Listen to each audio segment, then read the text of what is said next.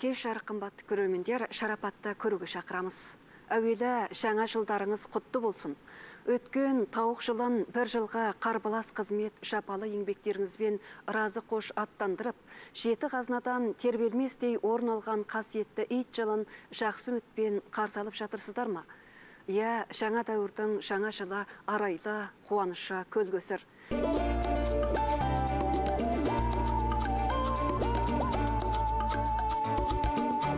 Иә, 19-шы құрылтай өз құдіретімен миллиардтан астам елді бір уақытта бірдей ынтызарлыққа бөлеп, аңсары, арманын бір арнада тоғыстырып, бір ниетке ұйытып, миллиард жүректің дүпілін бір соқтырды, бірдей тыныс алдырды.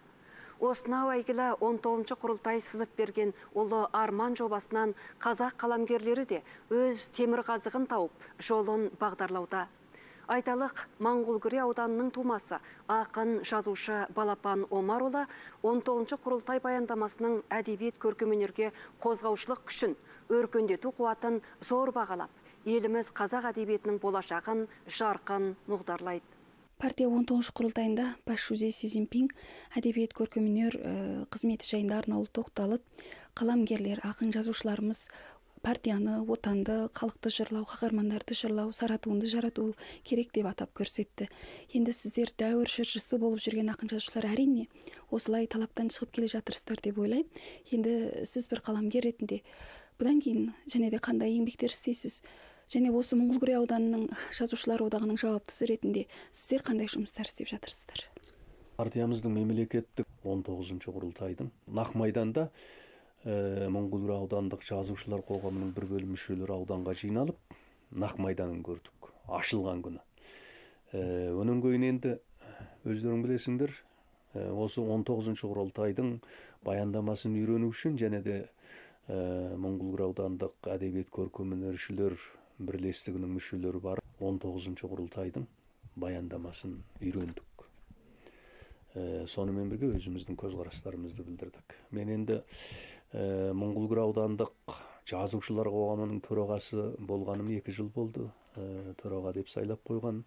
Одан кейін біз енді әртүрлі қимылдарды оздырып келе жатырмыз. Аудандық партком үгіт бөлімінің басшылығында, солардың нұсқаушылығында кейбір қимылдарды өткізіп келе жатырмыз. Бас қосу, әңгімелесу, өзара пікір алмастыру өткізіп келе жатырмыз. Енді біз алдыда енді осы 19-шы құрылтайдың баяндамасын, 19-шы құрылтай рухын төменге түсіп үгіттесек деген ойдамыз. Енді ол ұсыныстарымызды үгіт бөлімге беріп қойдым мен. Бұдан кейін 19-шы құрылтайдың рухын төменге түсіп үгіттесек, диқан малшыларға жеткізсек, сонымен бірге қаратай төменнен өмір үйренсек. Жаңегідей енді өмір үйренбесең, шығармашылығың байымайды. Шығармашылық бір қор топтасақ деген ойымыз бар. Енді 19-шы құрылтайда осы әдебиет көркемөнерді баяндамасында бір тақырып ретінде алға қойып отыр. Бұдан бұрынғы құрылтай баяндамаларында ол бір тақырып емес, бір қыстырма бірер абзац қана болып қалатын. Енді осы рет үлкен бір тақырып ретінде алып отыр. Си Цзиньпин басшысы әдебиет көркемөнер жөнінде ол тереңдік болу керек. Оның көркемдігі болу керек. Жаңашалығы болу керек деп отыр. Осы талаптар оңай талап емес. Көркемдігі болу керек. Көркемдігі болу үшін жаңағыдай материалды көп іздену керек. Оны сезімге бөлей отырып, оны бір түрлі поэтикалық сарынменен жырлап шығу керек. Сонда оның көркемдігі болады. Ал енді жаңашылық деп отырған қоғамға дәуірдің дамуына ілескен туынды жарату керек. Сара туынды жарату керек. Си Цзиньпин басшысы осы талапты ортаға қойып отыр. Бұл бізге үлкен бір шабыт, әрі біздің иығымызға түскен үлкен жүк. Сондықтан сол Си Цзиньпин басшысының талабынан шығу үшін көп іздену керек. Төменге түсу керек. Бұқара тұрмысын көру керек. Бұқара тұрмысымен араласу керек. Бұқараның мұң мұқтажын ұғу керек. Олардың шаттығы қайсы?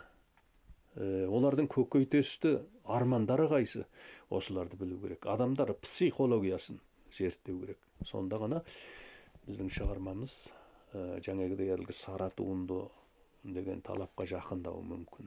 Әдебиет көркемөнер өмір хикаясын, дәуір дастанын баян ететін өнер саласы. Жүйеден жоңго хикаясын еліміз қазақ әдебиеті қалай шертіп, қандай шеберлік танытып жатыр. Еліміз қазақ әдебиетінің қазіргі тыныс демі, ауқым беталысы қалай, қуат күйі қандай сынды мәселелерді өз тұрғысынан зерделеп, ақын жазушы Балапан Омарұлы бізге әңгіме шертіп, жырлар оқып тыңдатты.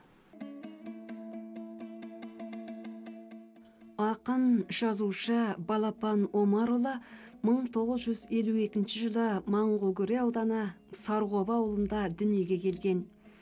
Іле бірінші педагогика мектебінен оқу бітіріп, өз ауылында ұзақ жыл оқытушылықпен шұғылданды. Арада Іле педагогика жүйенінің математика факультетінен білім асырды. Сарғоба ауылдық орта мектепте математика мұғалімі болумен қоса, мектеп меңгерушісі, ауылдық оқыту район меңгерушісі қатарлы міндеттер өтіп, 2012 жылы зейнетке шықты. Қаламгер сонау 1980 жылдан бері мерзімді басылымдарда 500-ге жуық жырларын, 30-дан астам әдеби ғылыми мақалаларын, қыруар әңгіме повестерін жариялады.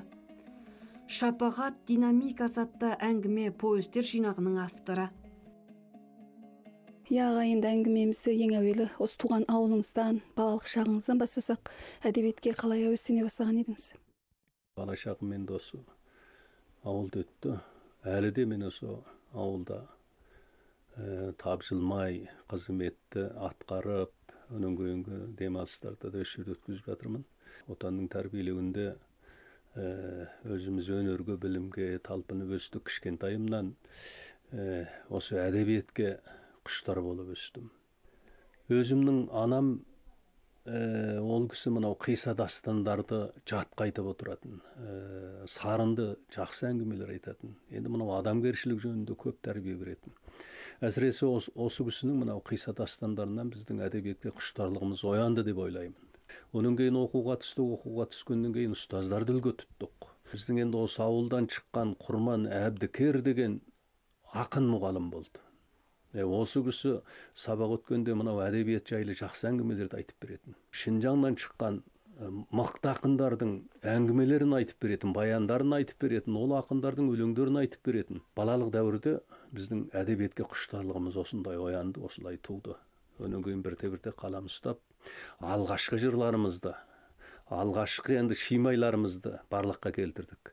Ол енді кемелді емес болу керек. Бірақ енді жүрегіміздегі мынау әдебиетке болған, дүниеге болған, мынау сұлулыққа болған, өзіміздің жүрегіміздегі сөздерді сол жыр арқылы бейнелегіміз келді. Поэзия махаббаттан басталып, парасатпен ақырласады дейді. Енді осыған қарап тұрсаңыз, бұл шындық.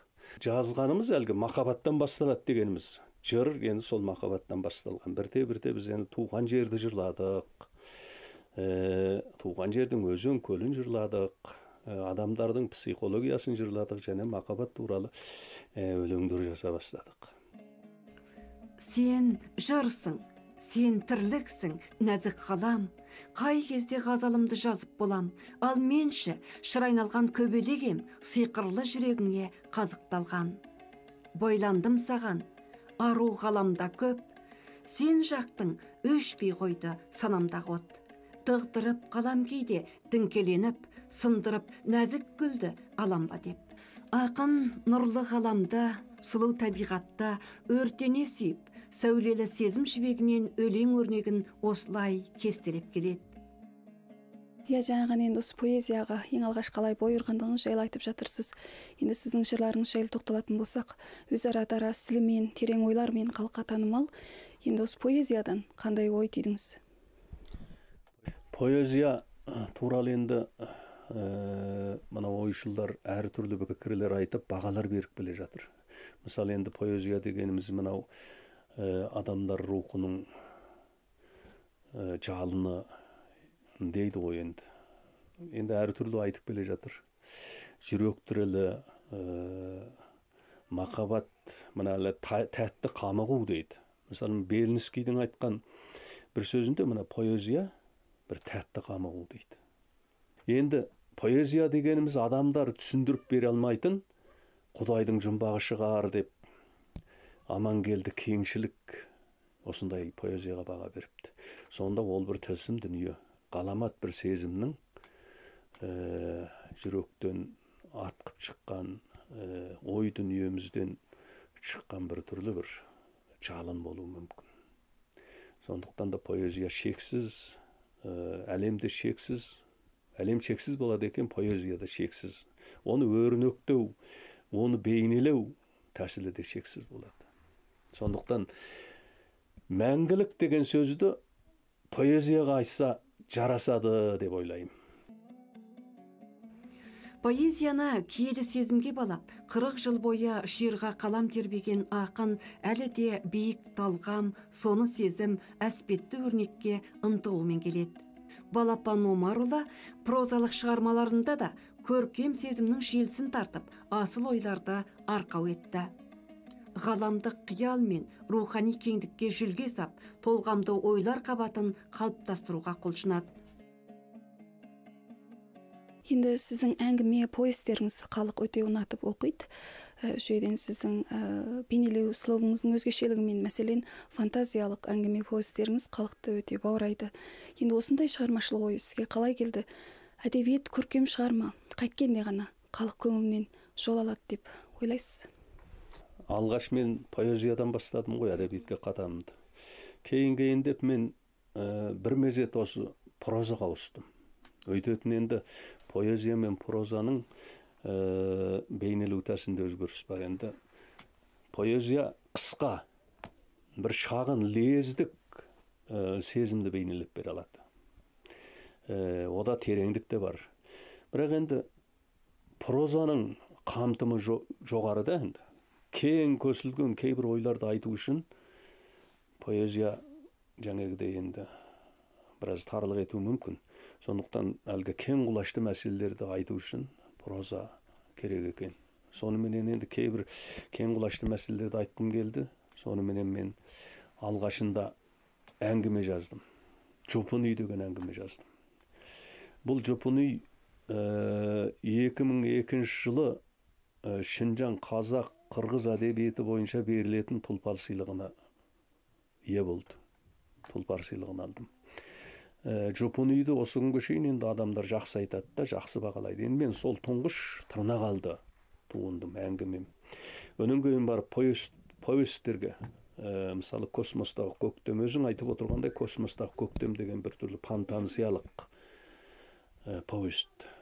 Ода мен енді мынау адамдардың сезімін бейнелеу үшін енді фантазияны қолдандым. Жағрапия басқа пәндерді ұнатамын. Өзімнің кәсібім математика. Математиканы ұзақ жыл математика сабағын бердім. Бірақ математикаға да шабыт керек. Оған да үлкен шабыт керек. Ол математиканың жолдары да адамға бір түрлі шабыт береді. Мен енді соған құлшынып ұзақ жыл математика сабағын бердім. Толық ортаның жоғары жылдықтарына шейін математика сабағын бердім. Жаңа айтып өттім, проза мен поэзияның екеуінің ерекшелігі де бар, бір-біріне қатысатын тамырластығы да бар. Бір-біріне сезім тамырластығы бар. Менше прозаның ішінде де поэзиялық элементтер, поэзиялық детальдар қамтылып жүру керек. Сезім құрап жазу керек. Енді прозаны құрыс қара сөзбенен жаза беру деген оғым қатем екен деп ойлаймын. Оған бір түрлі сезім кіргізмесе, поэзиялық қасиет болмаса адамдар тарта алмайды. Енді кейбір жазушылардың шығармаларын оқып көрсең, өлең жыр сияқты, поэзия сияқты. Адамдарды жетектеп отырады. Бір түрлі ұйқас, бір түрлі қисын, бір түрлі сезім дүниесі бар. Сондықтан да прозаны өміршеңдік күшке ие қылу үшін поэзиялық қасиет сіңіру керек деп ойлаймын. Мен өзім соған тырысамын. Дәскі алдында 40 жылдай тек тұрдым. 40 жылдай самайға бор жұқтырдым. 80 жанар сенім артып қарады. Ұлағатты ұқтырдым. Тізе бүкпей, тіл жағымды безедім. жалғыз атау жаратылған сөз едім.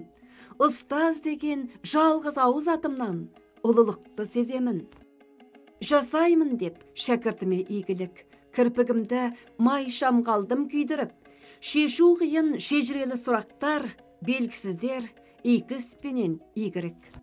Қара таска алам әлі сен еске, қара көздер шақырамын кеңеске. Самайыма қонған қырау сол кезгі, бұрқыраған бор тозаңы емес пе? Белгісізді іздеу біздің қызықтар, жолсыздардан жол салғандай бұзып қар. Басып өткен ұстаз жолы емес пе жүзімдегі тарам-тарам сызықтар? Сенікі ғой ұрпақ бәрі біздегі. Сүйіп тұрау сүйкімді бір күз лебі, маңдайдағы ирек-ирек сызықтар, ұстаздардың ұлы шеру іздері. Байқасам, шетел ханзу әдебиетіне әуес екенсіз, оларды зерттейді екенсіз енді. Олардың жасампаздығы сізді қалай баурайды? Не үшін? Әңгімелеріңізден байқасам, жаңашылыққа да қарсы емес екенсіз. Енді осы жайлы әңгіме айта тұрсаңыз. Мынау шетелдің жазушы ақындарынан енді әсіресе мынау Гарсия Маркестің 100 жылдығы маған өте үлкен әсер көрсетті. Бірнеше рет оқып шықтым. Енді осы романның түсінуге қиын өте бір хикмет жерлері бар. Енді оны қарап отырсаң, қайта-қайта оқысаң түсінесің. Өте тамыры тереңде. Мына Бейдау деген Ханзудың ақыны бар, мықты ақыны. Енді осының өлеңдерінде бір керемет сезімдер бар. Керемет адамдарды ойға тартатын, керемет адамдарды баурайтын, ой шіркін-ай дейтіндей бір түйінді, бір тақет етісетіндей бір тәтті сезімдер бар. Атай берсем көп енді. Мынау поэзияда тілсімдік бар да енді. Өте жадағай айтып қойсаң поэзия болмайды. Жадағай адамдардың білетін нәрселерін жадағай айта беру поэзия емес деп ойлаймын. Оны терең бір сезім кіргізіп, адамдарды ойлантып, солған бір тәтті сезім кіргізіп, адамдарды баурайтындай етіп жазу керек деймін. Енді мынау поэзия мен прозада әзір мынау әлемдік бір түрлі жаңашылыққа қаратай аунау, солай қаратай көшу, өзгеру ауқымы бар. Сондықтан да біз енді әлгі мен ойлаймын, сөзсіз бұрынғы көнесарынды бұзу керек. Көнесарынды бұзып, бір жаңаша стильменен, әзіргі жаңаша адамдар, әзіргі жастар қабылдай алатын дәрежеде жазу керек деп ойлаймын. Модернизм әдебиеті деген бір түрлі жаңашылдық. Ода жаңағы әлгі терең сезімнің тереңіне бойлау, хикмет нәрселерді айту. Тілсімдік дегенде өте бір логикаға сыймайтын, соның бір ойдың симметриялық сәулесінен ауытқитын, таба алмайтын. Оның бір симметриялық көлеңкесі болу керек қой. Мысалы бір сезімнің симметриялық көлеңкесі. Бұл дегеніміз ишаралау арқылы бейнелеу. Ананың өзін бейнелемеу, оның түсіп тұрған сәулесін бейнелеу. Соны бейнелей алатын бір логика болу керек. Тілсім болған кезде.